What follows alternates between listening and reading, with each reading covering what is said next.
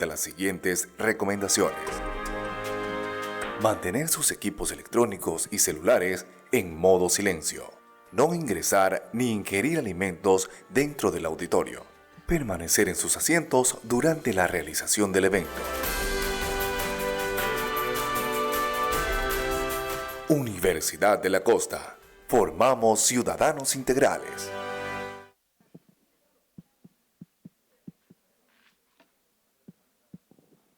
Muy buenos días. Bienvenidos a la segunda jornada de Visión 2019, Impactos sociales, económicos y ambientales de las migraciones, organizada por la Universidad de la Costa, la Vicerrectoría de Extensión y el Departamento de Internacionalización.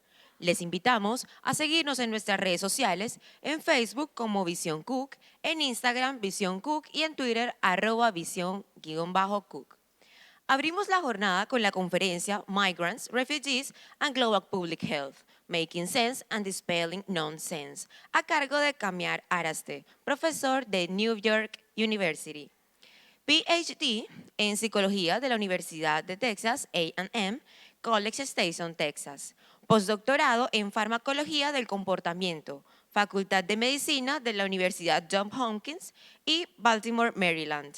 Sus trabajos anteriores y en curso incluyen proyectos de investigación en lugares geográficamente diversos, como New York, Estonia y Vietnam. Una piedra angular de estas investigaciones ha sido el uso de métodos de investigación rigurosos, desarrollar y mejorar el método de investigación cuantitativo, con especial atención en dichas técnicas. Sigue siendo un foco importante de este trabajo. Bienvenido.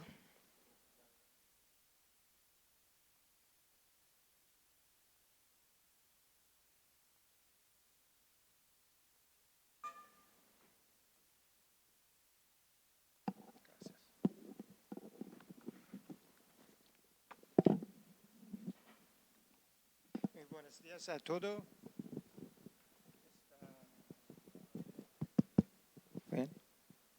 Buenos días a todos.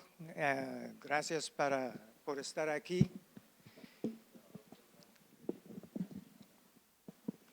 Agradezco a los organizadores de Visión por albergar esta conferencia,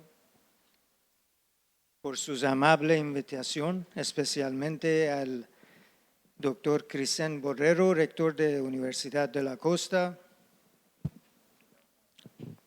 al profesor Fraser Camargo por hacer de este evento una realidad, y doctora Marina Martínez González, cuyo trabajo y libro sobre la violencia en el contexto de la migración forzada me motiva a aumentar mis esfuerzos en este campo. Y a todos distinguidos conferencistas que ya me enseñaron mucho ayer. El examen de los impactos sociales, económicos y ambientales de migración es un tema muy oportuno e importante. En todo el mundo y en Colombia, que alberga a más de 1 millón de migrantes de Venezuela y tiene una larga historia de poblaciones internamente desplazadas, y en el Atlántico y Barranquilla, que han sido entre los principales destinos para ambas migraciones. Como hemos escuchado a los distinguidos conferencistas, hay muchos aspectos de la migración. Hemos escuchado el aspecto económico por doctor Patricio Aroca, gracias a usted, y otros conferencistas que también presentan en varios temas. En los próximos 4 o 5 minutos presentaré el tema de la salud pública, mundial de la migración. Les pido perdón por tener que entregar esta presentación en inglés, ya que mi español es muy limitado y lento. Y así que entraríamos aquí hasta medianoche, si lo, como saben, si lo entrego en español. Agradezco a señorita Patricia Reyes por interpretar.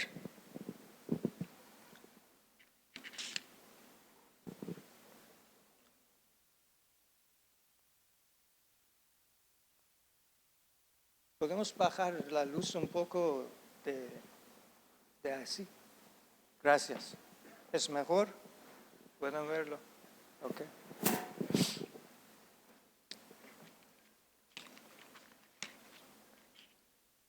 I address migration in the context of global public health under three major themes. First, by putting migration in perspective. Second, by discussing how migrants are important to global public health.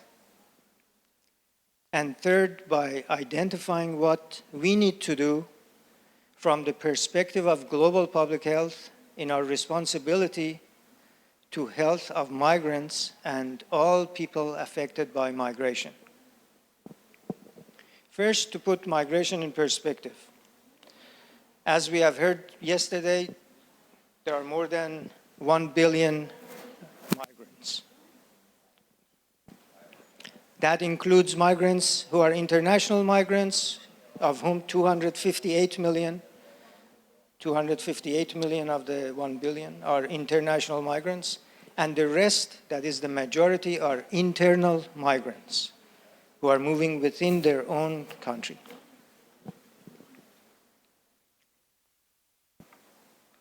As we heard yesterday, there are many reasons for migration. We just summarized some of those. There are economic reasons, people who seek better lives. There is forced migration. There are people who are running for their lives. They are trying to save the lives of their own and their families because they are fleeing war, they are fleeing persecution.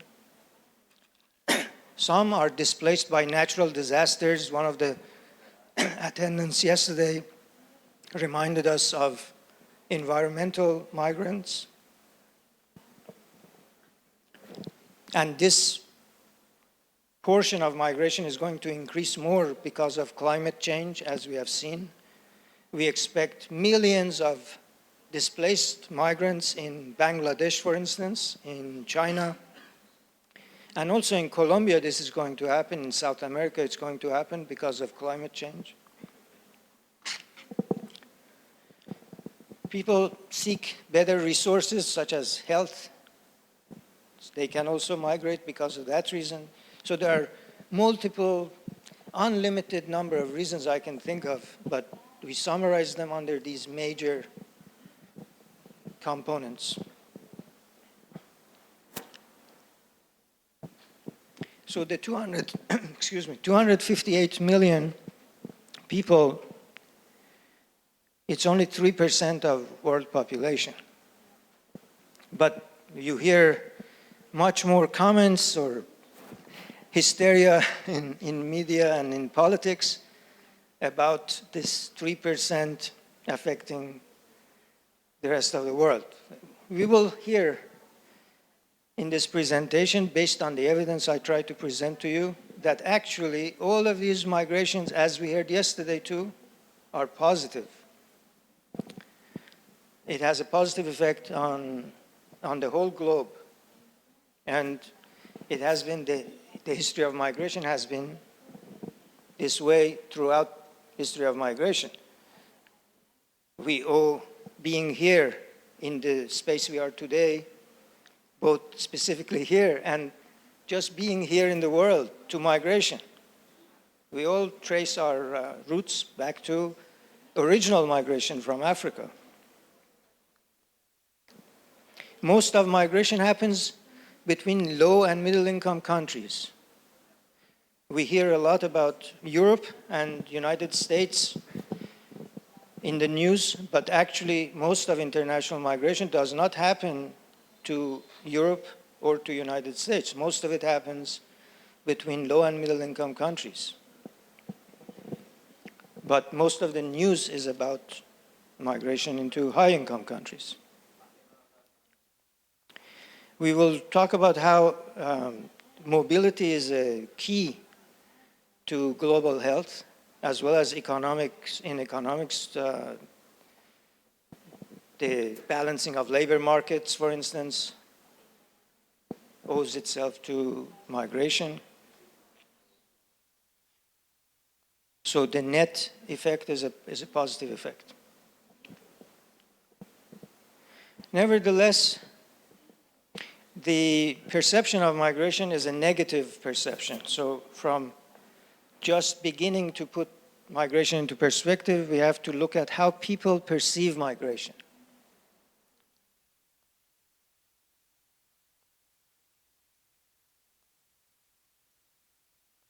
This is one survey which was conducted by a survey company, Ipsos Mori, in 2015. Some of the data has changed since 2015, obviously in case of Colombia, because as you will see, the actual migration in Colombia was 0.3% in 2015, but today, of course, this is not the case. It's a little bit more. It's about 2 or 3%. But the perception of people compared to actual data is different. The column on the right-hand side, the far right, is the actual percentage of population that is international migrants. The column next to that, the left to the actual, is what people guessed the international migrants' proportion of their population is. The difference is presented in those green bars in the middle. And of course, you see the flag of the countries and the countries themselves on the left side. You can see that, for instance, in Argentina and Brazil, the perception of people is about 25% higher than what the actual percentage or proportion of international migrants is. So part of the problem is that we overstate the case. We perceive the proportion of migrants to be much higher than it really is.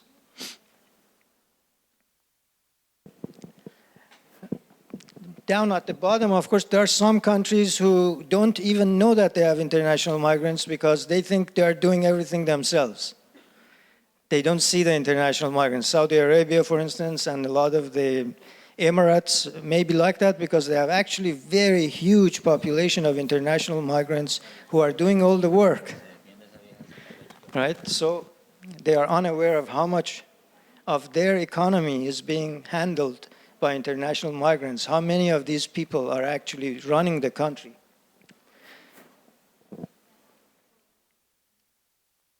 Another slide that shows us the perception about international migrants.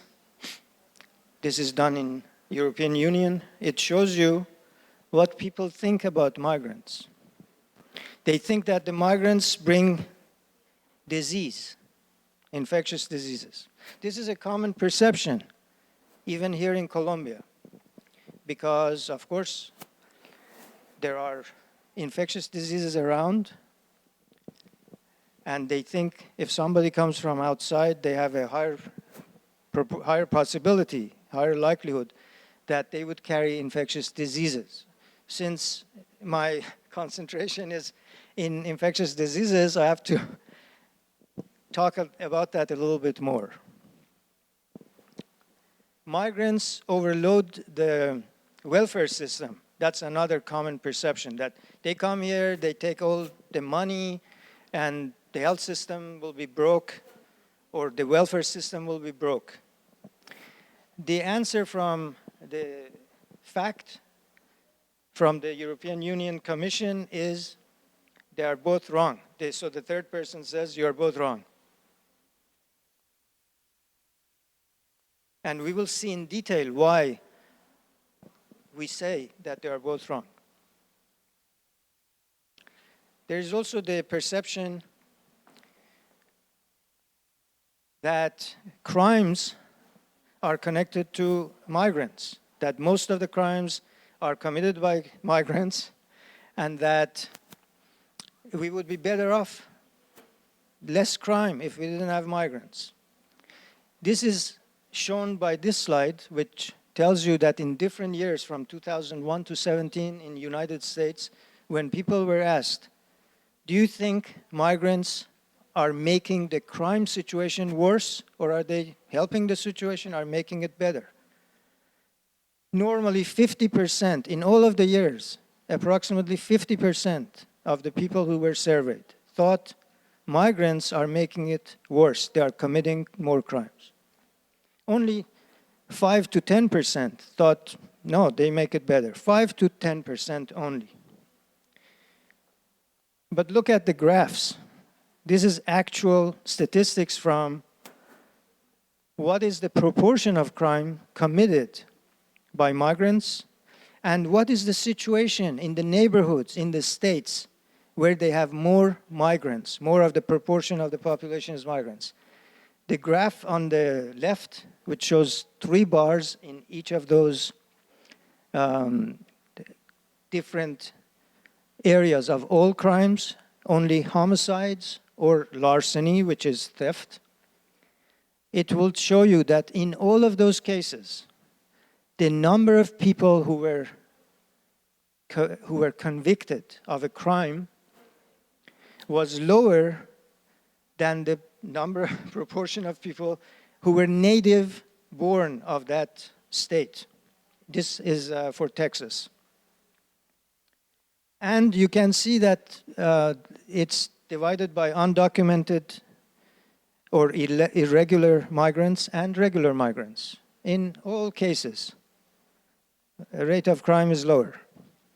This is not surprising because immigrants feel themselves to be on the spot, to be watched. They feel they need to represent their countries better. We heard one of the students yesterday saying when she went to Mexico, she was trying to present herself in the way to present the best image of Colombia.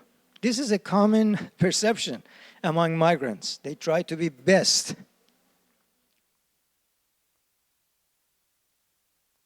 In the states where a bigger share of the population is composed of migrants, crime decreases.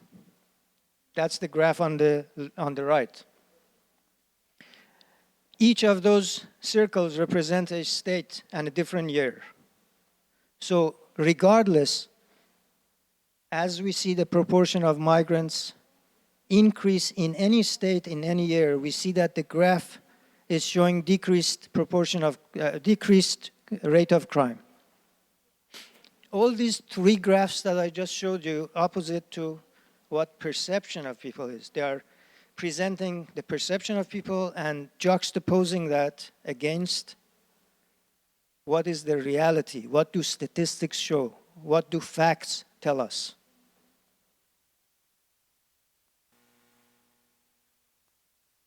Another characteristic of migration is that it's dynamic. This presents the level of migration only for refugees in Venezuela in 2012. Venezuela is this, as of course you know your geography very well, but the white part of South America in this map next to Colombia. I have this pointer, but it's very tiny pointer, so over here. So I'm not sure if that can be seen from there, but this part of the map in Venezuela, it shows it had a net number of refugees in Venezuela. So Venezuela was hosting refugees. In 2017, it had more than 1.5 million migrants who were in Venezuela. That's a net number of migrants in Venezuela. It was hosting migrants. Of course, you know from history that it hosted Colombians during displacement for many years. Colombia, which next door to Venezuela on this map too, and now it's the white part of the map, had only 220 refugees in 2012. So things change. Migration is very dynamic. It changes all the time. This is only case for Venezuela and Colombia, but this happens everywhere in the world. Europe had population of refugees just a few years ago, but now things have changed. They perceive they are only hosting. That is not true. There were Jews leaving Germany 70 years ago. There were Kosovans, Albanians who were leaving Kosovo and Albania about 20 years ago.